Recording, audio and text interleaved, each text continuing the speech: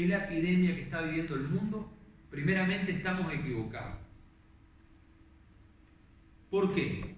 Primero, porque hermano, lo que se está viviendo hoy en el mundo no es nada comparable lo que tanto Daniel como Apocalipsis dice que va a acontecer en el último tiempo. Tanto es así, hermano, para que usted lo tenga en cuenta, que la Biblia dice que el ser humano deseará la muerte, ¿sí? Dice en la Biblia que el ser humano deseará la muerte, pero dice más, no la hallará. Imagínense una persona que hoy, hermano, desea morirse, se mata pensando que es la solución, que no es la solución. Porque quitarse la vida no es la solución. No es que uno muere y se termina todo y ya no hay más nada. No, no. Ahí empieza el sufrimiento. Esto es una previa. El coronavirus es un juguete a comparación a lo que se viene y a lo que hay en el infierno. Pero la Biblia dice, desearán la muerte, pero la Biblia dice que la muerte huirá. O sea, ni siquiera la muerte nos va a querer. En esa condición va a estar el mundo. Pero dice la palabra, acá en el versículo que hemos leído, que el pueblo que conoce a su Dios se esforzará. Primera medida, se esforzará. ¿Esforzarse en qué? En creerle a Dios, en mantenerse en Dios, en esperar en Dios, en estar seguro en Dios. Que no como cualquiera cuando venga y le diga, ¿no? Como a mí me han dicho gente, cuando estoy trabajando me salen hablando de la enfermedad y llenos de temor. Y hay el caso que yo le he dicho, el problema que tienen ustedes no es el coronavirus, el problema más grande que ustedes están teniendo ahora es el miedo y el temor. Porque si usted no lo sabía, y la Biblia lo enseña, muchas veces, y los médicos lo han comprobado, muchas veces el 90% de los temores no llegan a cumplirse nunca. Y a usted lo que lo enferma no es lo que le va a pasar o lo que le pasa, es el miedo al temor. Temor al ser pobre, temor a morirse, temor a estar enfermo, temor a que te vaya esto, temor, temor, temor, temor. Y la gente se llena de temor. Yo lo he compartido, un día voy a una casa y yo digo, no sabía si el que estaba peor era el hombre o la mujer.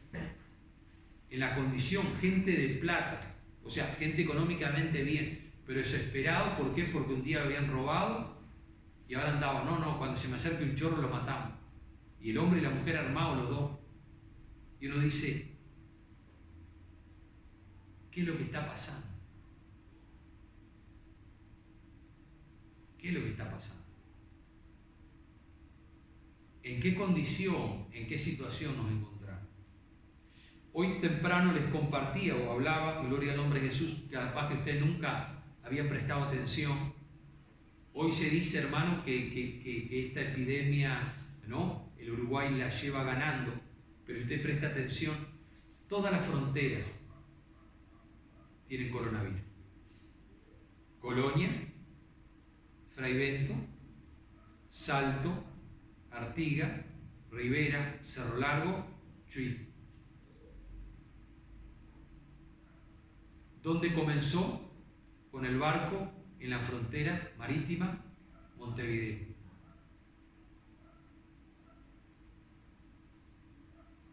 Entonces nosotros, como cristianos, tenemos que estar apercibidos.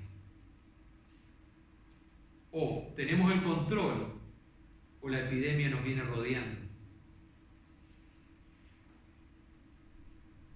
Y dice la palabra, el pueblo que conoce su Dios se esforzará y actuará. ¿Qué quiere decir actuará? No es tiempo de que nosotros, hermanos, nos quedemos cruzados de brazos. Usted tiene que seguir peleando la batalla de la fe. Tiene que seguir esforzándose, seguir peleando, seguir batallando. No es tiempo de descansar, ni de bajar los brazos, ni de decir, como algunos dicen, voy a esperar que pase esta pandemia y cuando pase esta pandemia voy a ver qué voy a hacer. No. Es tiempo de esforzar y de actuar en este tiempo. Hermano, no se deje engañar por el enemigo, hermano, haciéndole creer, hermano, gloria, un montón de cosas, hermano, porque a nosotros Dios nos está guardando y protegiendo. La sangre de Jesucristo está sobre su pueblo, sobre su iglesia, sobre sus hijos. Mayor es el que está en mí que el que está en el mundo. Pero empieza a dar algunos detalles que vamos a hablar ahora. Y los sabios del pueblo instruirán a muchos. Cuando habla de los sabios, y tal vez usted no comparta conmigo, no esté de acuerdo conmigo, pero yo quiero decirle algo. Cuando habla de los sabios, no, hermano, no crea por ahí que está hablando ni de pastores, ni de líderes, ni de todo lo que me quiera decir el apóstol, el presbítero, todo lo que usted me quiera decir. Cuando habla de sabio, habla gente con comunión con Dios, habla gente que le ha dado su corazón a Dios, habla gente que busca que Dios se revele, gente que le abre el corazón a Dios, gente que deja que Dios lo ministre. Esos son los sabios, porque el sabio, hermano, es el que busca la comunión con Dios. ¿Por qué? Y dice, gloria a Dios, esta palabra, y los sabios del pueblo instruirán. Usted dice, pero ahí está hablando de los maestros. No está hablando de los maestros, está hablando de gente, hermano, que le está enseñando a la gente el camino, diciéndole que en Dios hay esperanza, que en Jesucristo está la salida, que no tenemos que temer, que tenemos que confiar, que tenemos que esperar. Dios pelea por nosotros. Hermano, hay gente más sabia que los mismos predicadores y pastores, así que no se preocupen. Hay gente más inteligente en Dios. Hay gente más preparada, gloria al nombre. Y no es que uno esté, hermano, en contra o criticar. No. Es que tenemos que despertar. Tenemos que despertar. Es la iglesia, es su cuerpo, es su pueblo. Dios viene a buscar una iglesia, no un líder, no un pastor, no un evangelista. Dios quiere un pueblo, un ejército. Cuando Dios dice la palabra, le hace ver el profeta Ezequiel aquellos huesos secos. Él le dice, vivirán aquellos huesos. Y el profeta comienza a profetizar y aquellos huesos comienzan a activarse y aquellos huesos comienzan a tener vida. Y se levanta y dice la palabra, no es invento mío, se levantó un gran ejército. Ah, sí, pastor, pero un gran ejército tiene un líder y la iglesia tiene su líder, Jesús de Nazaret, el Hijo de Dios. Y él dijo, y mi espíritu los guiará a toda la verdad. Y él dijo, les voy a mandar otro consolador para que esté con ustedes siempre, para que los guíe en el camino. Y los sabios del pueblo, gloria al nombre de Jesús. Y si usted se considera que no es sabio, dígale, Señor, ayúdame, quiero ser sabio. Instruirán a muchos. Y por algunos días caerán a espada, a fuego, en cautividad y en despojo.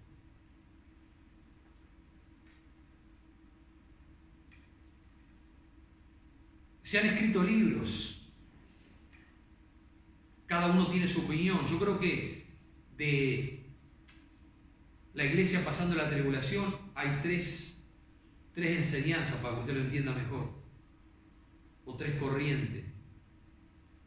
Una, que cree que la iglesia pasará la gran tribulación, y algunos que antes no creían ahora creen que va a pasar la gran tribulación. Otros creen que la iglesia no va a pasar la gran tribulación. Otros creen, y esta es la tercera, que la iglesia va a pasar la gran tribulación en la mitad. Pero ¿qué dice la Biblia? ¿Qué es lo que dice la Escritura? Lo que pasa es que hay que llegar a entender qué se llama o qué es la gran tribulación. Cuando la Biblia habla de la gran tribulación, está hablando específicamente de los juicios de Dios. Cuando la Biblia habla de esto que están pasando, no está hablando de la gran tribulación. Bueno, pastor, ¿vamos a entrar en la gran tribulación? No, hermano. La iglesia no va a entrar en la gran tribulación. Lo que no quiere decir que la iglesia no padezca. ¿Por qué? Porque el diablo, hermano, no quiere que las almas vayan al cielo. Y antes que llegue el juicio de Dios, le va a hacer la guerra a los cristianos. ¿Nunca leyó en Apocalipsis cuando la Biblia dice, se acuerda que la palabra de Dios dice, cuando habla de la mujer que tiene el hijo, y el hijo es arrebatado para Dios, y dice la Biblia que la mujer queda sobre la tierra? ¿Qué está enseñando ahí? habla de Cristo, pero aquella mujer es el pueblo de Dios que queda sobre la tierra. No quiere decir que la iglesia va a pasar la gran tribulación. La Biblia no lo enseña. No lo enseña. Por más que hay libros escritos, por más que hay iglesias muy grandes que enseñan eso, la iglesia no va a pasar la gran tribulación. La iglesia va a sufrir, pero no por la gran tribulación, porque la gran tribulación son los juicios de Dios. Lo que sí la iglesia va a sufrir antes de la gran tribulación es la persecución del diablo, que es diferente. Pero hay una... y algunos enseñan y dicen, es lo mismo, la iglesia va a sufrir. No es lo mismo. No es lo mismo sufrir con Dios que sufrir sin Dios. En la gran tribulación el Espíritu Santo no va a estar sobre la tierra. Mientras la iglesia es perseguida, el Espíritu Santo va a estar sobre la tierra. Y usted va a sufrir no porque Dios lo está castigando, porque en la gran tribulación habla del castigo. Usted va a sufrir no porque Dios lo está castigando, sino porque el diablo lo quiere detener, que es diferente. Y eso nosotros tenemos que tener claro. Porque algunos dicen, bueno, si vamos a pasar la gran tribulación, seguimos así, total. El otro dice, no, total. Y el otro dice, no, como la iglesia no va a pasar la gran tribulación, bajo los brazos. Ni una cosa ni la otra. Tenemos que estar preparados como iglesia. Ahora dice, gloria al nombre de Jesús para siempre, ¿no? Algunos caerán a espada, a fuego, en cautividad y en despojo. ¿Leyó Hebreo 11 alguna vez? Bien. Y en su caída serán ayudados de pequeños socorros. ¿Qué dice? ¿Que van a hacer qué? Ayudados. Bien. Y usted dice, ¿pero por qué de pequeños socorros? ¿Por qué? Si Dios puede hacer cosas grandes. ¿Se acuerda cuando Pedro estaba en la cárcel y Jacobo, ¿se acuerda? Fue muerto. Eso agradó a Herodes y a todos los que andaban con él y iban a matar también al otro día a Pedro. En determinado momento, dice la palabra, que estando Pedro en la cárcel, no es que Dios lo agarró de la cabeza y lo sacó. De repente las cadenas se cayeron, las puertas se abrieron y Pedro se fue. No pasó nada despampanante. Esos pequeños socorros, capaz que nadie se enteró, capaz que nadie lo vio, pero Dios obró. Se lo explico de otra manera. ¿Se acuerda cuando había 3 años y medio que no llovía sobre la tierra? Elías, recuerde que estaba orando. Y de repente manda al criado, y cuando el criado mira, dice la palabra de Dios que ve una nube como la palma de la mano.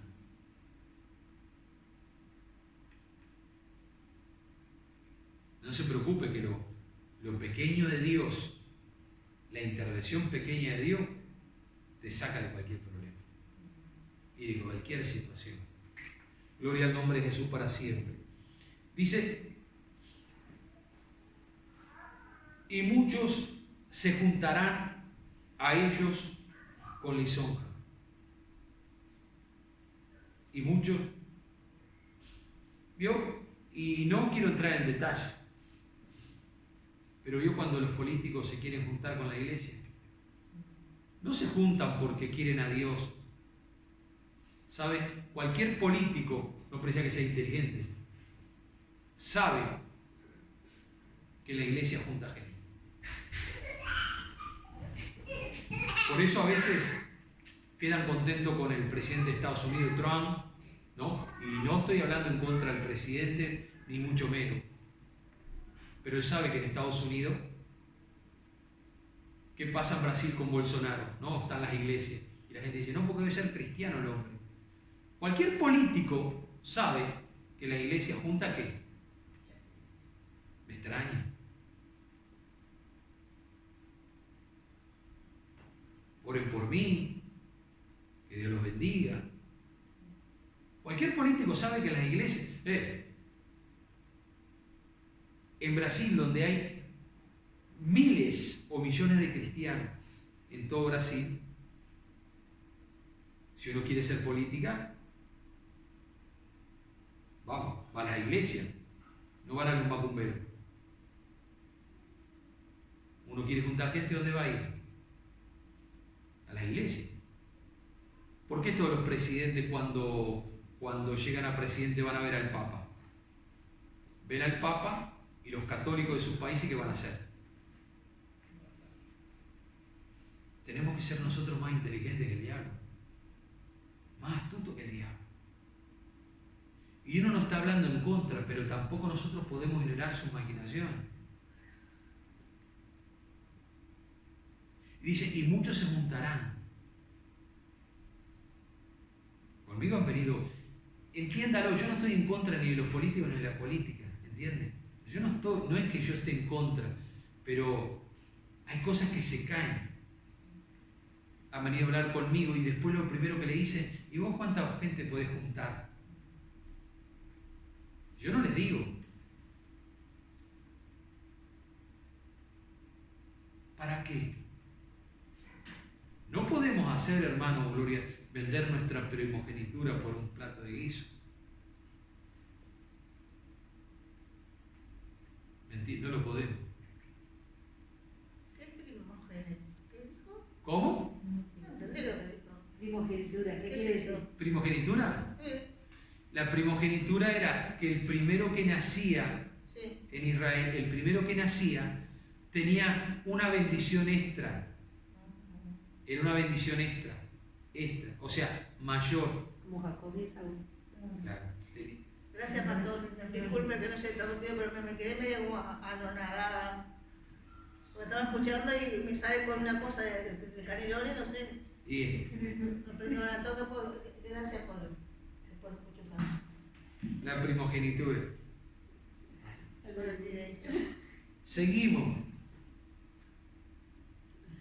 También algunos de los sabios, ahora viene la parte para usted, y me voy a detener también en esto. Y también algunos de los sabios caerán para ser depurados, limpiados, emblanquecidos, hasta el tiempo determinado, porque aún para esto hay plazo. Hermanos, no nos asombremos en este tiempo cuando veamos gente fiel, gente trabajadora. ¿Cómo le puedo explicar? Errándole al blanco, para que le quede más claro. Porque tenemos que entender dos cosas. Uno, que ninguno es perfecto, lo único perfecto es Cristo. La segunda razón es que aunque nosotros podemos ser, acá dice, ¿no?, los sabios, aunque nosotros podamos ser de gran bendición al pueblo de Dios, también nosotros necesitamos de Dios. Y dice que en este periodo, aún gente considerada allá arriba, gente, ¿entiende? Aún así personas van a caer, van a tener sus problemas y sus dificultades. Y lo estamos también viviendo. De repente gente muy fiel, problemas con los hijos, problemas con la droga y tantas cosas que nosotros conocimos solamente a modo de ejemplo para no entrar en detalles en términos generales. Conocimos un pastor, una bendición, el hombre pertenece a las asambleas de Dios y el hombre una bendición, la iglesia, todo, ¿no? Y el hijo que tenía, que iba al liceo, se dedicó a las drogas. Lo trajeron para acá, para Montevideo, para recuperarse, se volvió. Y después empezó a robarle a los padres cosas de la casa. Pero después ya no le bastó. Y entraba en la casa de los hermanos a robarle. La iglesia pasó momentos muy duros.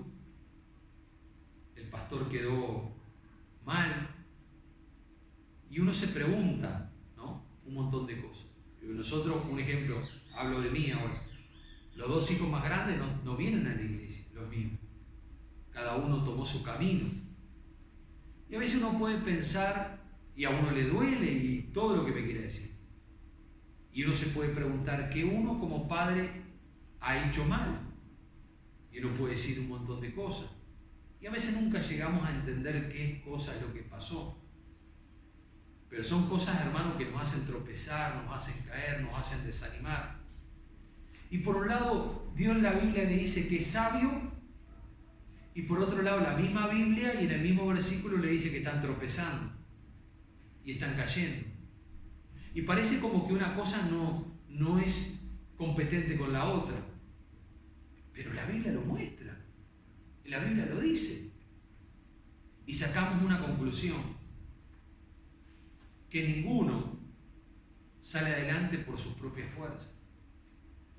Ninguno alcanza lo que alcanza con sus propias fuerzas. Y todo lo que tenemos, por más sabio que lleguemos a ser en Dios, aún así dependemos de Dios. Y dice, gloria al nombre de Jesús para siempre, dice, algunos de los sabios caerán para ser depurados, limpiados y emblanquecidos, hasta el tiempo determinado por Dios, porque aún para esto hay plazo. Y yo pensaba y meditaba, ¿qué nos querrá decir Dios? Bueno, la Biblia dice que Él nos va a ayudar con pequeños socorros. Pero esto nos dice algo, hermano. Todavía no está todo perdido. Matrimonio, todavía no está todo perdido. Salud, todavía no está todo perdido. Economía, todavía no está todo perdido. Porque dice, aún para esto hay tiempo. Hay tiempo para que Dios restaure. Hay tiempo para que Dios... Sí, pero no creo que... No, la Biblia dice, aún hay tiempo. Mira, hermano, hasta que la trompeta no suene y Cristo arrebaste a su iglesia, hay tiempo para todo. Para que Dios haga, hermano, lo que sea. Lo que sea. Lo que sea. Gente a mí me ha preguntado, un ejemplo, hemos hablado y hemos tratado casos de gente de repente que tenía familiares apartados del Señor y de repente se convierten, se van a la iglesia, oran por ellos, son bautizados y cuando parece que están levantando vuelo, mueren. ¿Qué pasa? No, es que Dios los convirtió, los preparó, los santificó y se los llevó. Porque tal vez no iban a permanecer. Tal vez si no fuera por el amor y la misericordia que Dios nos tiene cuando dice la palabra, cree en el Señor Jesucristo y yo salvaré tú y a toda tu casa. Dios obra. Entonces Dios se lleva a niños, se lleva a bebé, se lleva a ancianos, se lleva a tu esposo, se lleva a tu esposa y no entendemos. Pero hay un proceso porque aún hay tiempo. No es que Dios nos dejó a la deriva y que Dios no entiende nada, Dios no sabe nada, Dios no conoce nada. No, Dios conoce. Yo escuché el testimonio, hermano, de un pastor que a mí me impactó tremendamente. Él tenía 2 hijos. Esto fue en México. 2 hijos. El más chico se apartó de la iglesia. Se apartó. No andaba nada malo. Simplemente se apartó, se dedicó a trabajar. Un día fue a una ciudad en México, no me acuerdo qué ciudad fue, y fueron a un lugar, hermano, los acribillaron. A él y al otro compañero, los acribillaron. El pastor cuando vio la condición en que dejaron el hijo no lo podía creer. No lo podía creer. ¿Qué había pasado? Después en una investigación se determinó, hermano, que los habían confundido con otras personas y los acribillaron, los confundieron. Yo tengo un hermano de otra iglesia, conocido mío, que un día iba entrando a la casa con la señora y las 2 nenas, ahora tiene 3, 2 nenas, y lo agarraban 2 armados y lo iban a matar, y le dijeron, ¿vos sos fulanito? No, yo no soy. Sí, sos vos. Esto pasó en Colón, y es un conocido mío. Tuvo que sacar la cédula y mostrarle la cédula porque le iban a matar delante de la señora y las 2 nenas. Y este pastor, hermano, cuando vio a su hijo cómo lo habían dejado, no sabía qué hacer. Y él después contaba, hermano, porque el hijo se había apartado y no quería saber nada con Dios. Y un día, antes 3 días creo que fue, que dijo 4 días antes que lo mataran, un día apareció en el culto de la noche en la iglesia, se sentó en el fondo y cuando dijeron para dar testimonio levantó la mano y dijo: pastor, que era el padre, ¿puedo decir algo? Y el hombre asombrado porque no sabía ni para dónde iba a agarrar, lo dejó. Entonces el hijo agarró y pidió perdón a la iglesia, les pidió perdón a los hermanos, les pidió perdón al pastor, les pidió perdón a la madre. Y dijo: les quiero pedir perdón porque yo no he hecho lo que Dios quiere, pim, pam, pam, y tal. No sabemos qué pasó en su corazón después de que hizo esa confesión, pero estoy seguro que Dios lo preparó para llevárselo, porque Dios sabía lo que iba a pasar. Dios tiene el control. Dios tiene el control. Y dice: gloria al nombre de Jesús para siempre, hasta el tiempo determinado, porque aún para esto hay tiempo. Y el rey hará su voluntad. Acá está hablando del gobierno. Y el rey hará su voluntad y se ensorbecerá y se engrandecerá sobre todo Dios y contra... Cuando dice todo Dios, sabemos que está hablando de los dioses de este mundo, ¿no? Y después dice: y contra el Dios de los dioses hablará maravilla y prosperará hasta que sea consumada la ira, porque lo determinado se cumplirá. Lo que Dios, hermano, ha determinado, el plan estipulado por Dios, todo lo que Dios ha dicho se va a cumplir. Nosotros tenemos que aprender a caminar en los momentos y en el tiempo. Dios le dice a Daniel le dice a Dios: Señor, mostrame que yo no entiendo esto. Y Dios le dice: no, quédate tranquilo, porque esto no es para tu tiempo, esto es a futuro, esto es para el tiempo del fin. Entonces Daniel, aunque escribió el libro de Daniel, aunque escribió la revelación, aunque hizo la revelación en el libro de Daniel, no entendió un montón de cosas. Lo mismo le pasó al escritor de Apocalipsis llamado el apóstol Juan. El apóstol Juan escribió un montón de cosas de las cuales muchas no entendió. Cuando hoy nosotros hay cosas que las entendemos porque las estamos viviendo. Pero imagínense cuando Dios le dice a Juan el Bautista, Dios le dice a Juan el apóstol, no al Bautista, al apóstol Juan le dice, y Jesús pondrá sus pies sobre el monte y todo el mundo lo verá. Usted lo entiende. Porque pasa algo en la Argentina, usted en el celular lo ve. Pasa algo, no sé, en Estados Unidos, en el celular lo ve. Pero ¿cómo lo entendía Juan? No lo podía entender, que iban a estar todos amontonados. ¿Cómo iban a ser? Se vino el futuro. Y entonces la gente, ese versículo que dice: y todo ojo le verá, ¿a qué lo atribuían? A los aviones. Que quería decir que toda gente podía ir en avión a aquel lugar y verlo. ¿Era cierto?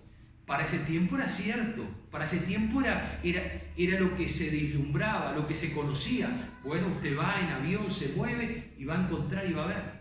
Pero no era así. Capaz que tampoco lo sea como nosotros lo decimos con el celular.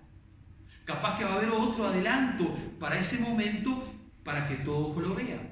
Pero sabemos que hoy, hermanos, nosotros entendemos lo que el apóstol Juan no entendía. ¿Cómo todo ojo le verá?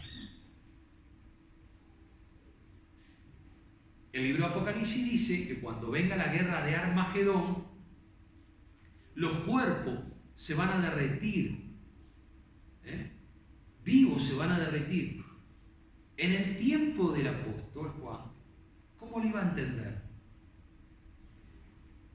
¿Cómo lo iba a entender? No lo podía entender. Nosotros sí lo entendemos. ¿Por qué?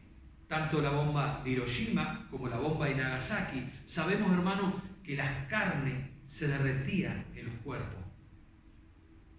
¿O no? Entonces nosotros lo entendemos. Era una bomba. Pero hay cosas, hermanos, que no se entienden hasta que llega el momento. Y hoy nosotros estamos viviendo la antesala de los últimos tiempos. La Biblia lo llama principio de dolor. Principio de dolor.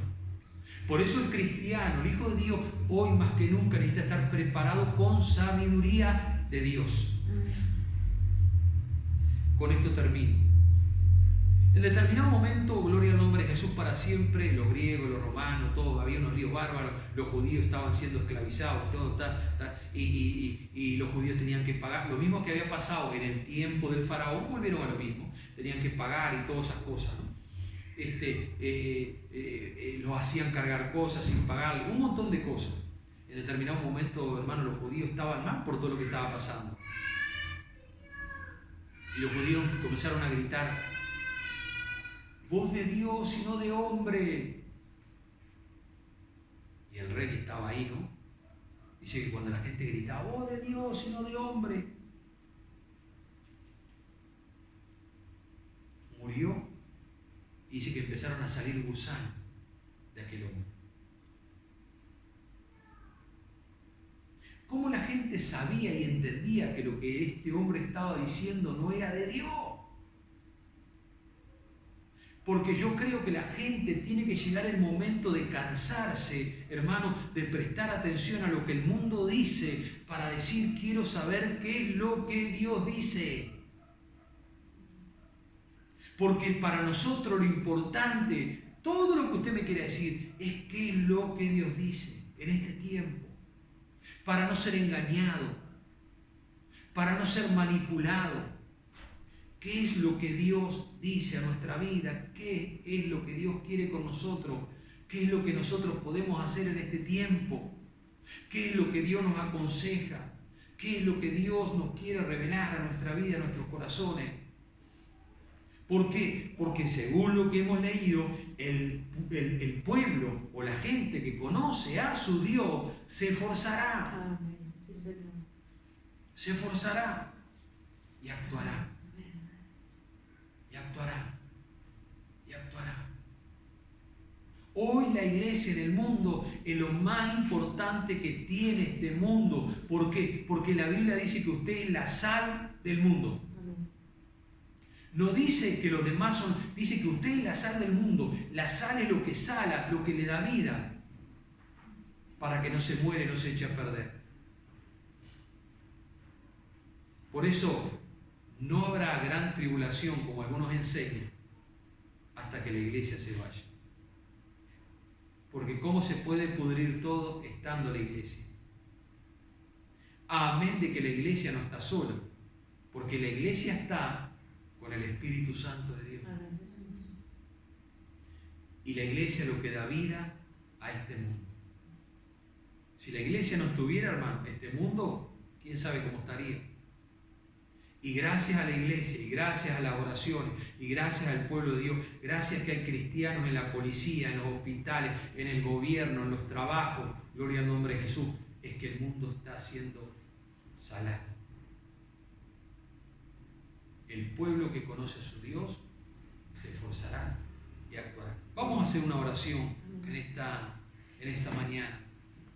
Que Dios en este tiempo nos ayude, que Dios en este tiempo nos fortalezca, nos anime, nos aliente, que Dios en este tiempo nos capacite, iglesia, con su presencia, seamos hombres y mujeres sabios, de entendimiento, de sabiduría, de capacidad. Seamos lo que Dios dice que somos, seamos lo que Dios dice que somos, seamos lo que la Biblia dice que somos: real sacerdocio, nación santa, pueblo adquirido por Dios, para anunciar la grandeza de nuestro Dios. El coronavirus no es grande, grande es nuestro Dios. Los problemas no son grandes, grande es nuestro Dios. La situación no es grande, grande es nuestro Dios. Si tuvieras fe como un grano de mostaza, le diría a esa montaña, muévete, y la montaña obedecería. Padre, en el nombre de Jesús, Señor, nosotros queremos darte gracias en esta mañana. Señor, nosotros queremos darte gracias en esta mañana. Señor, nosotros queremos darte gracias en esta mañana. Señor, nosotros queremos darte gracias en esta mañana. Señor, nosotros queremos agradecerte en esta mañana. Señor, nosotros queremos darte gracias por tanto amor, tanta misericordia, tanta fidelidad, tanta bondad. Señor, danos de tu sabiduría, danos de tu entendimiento. Señor, cuando Daniel escribió el libro de Daniel, el profeta Daniel, es para que nosotros pudiéramos estar apercibidos, pudiéramos estar atentos, pudiéramos estar preparados, Señor, para poder, Señor, ser luz en medio de las tinieblas, para poder ser sal, Señor, en medio de este mundo que se está destruyendo. Padre, ayúdanos en esta mañana. Revélate a nuestros corazones, revélate a nuestra alma, revélate a nuestro espíritu, revélate a nuestro ser. Te lo pedimos en el nombre poderoso de Jesús. Aleluya. Oro por cada hermano y hermana que ha escuchado tu palabra en esta mañana. Amén, sí, Señor. Para que tu bendición esté sobre su vida, para que tu presencia esté sobre su vida. Te lo pedimos en el nombre de Jesús. Te lo pedimos en el nombre de Jesús.